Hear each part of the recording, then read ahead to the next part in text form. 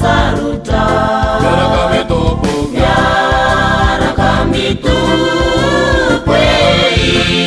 Inilalani Inilalani Ngelala saruta Miara kami tupwe Inilalani Inilalani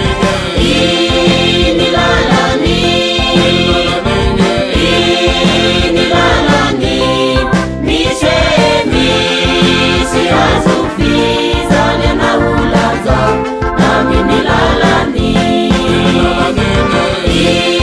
Inilalani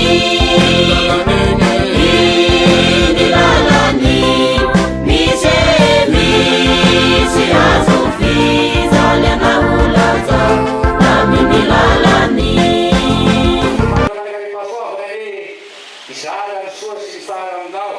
siya kuna nao bawawan ibawaw sutra yan ni matuflu mania nao boga Madagascar are tukuar pena angau de urma ken las mian renao boga Madagascar mian desigan boga Madagascar de matuflu milam vietnam sigan lakle faisai tanya boga Madagascar Mafera hamar saya de matuflu Rastino susuda de Zaisan, Zavata Hitanai Maswang, Famusiam Navahokan, Titena Mian, Yanao, Sisan Zay, the Palaruna Food, Zaratin Rudan, Mian, Store, Mian, Yanao, Bomanakasi, Makasita Makaniko. Kiaradia amin'ny Président Rajoelina ary konje matoflo zay mitapy an'izany misaotra no taona vaovao nomenao anay misaotra no fahasalamana omenao anay ary misaotra ny tantananao mity anay amin'ny anaranao Jesosy Kristy tomponay amen. Latsaka lalina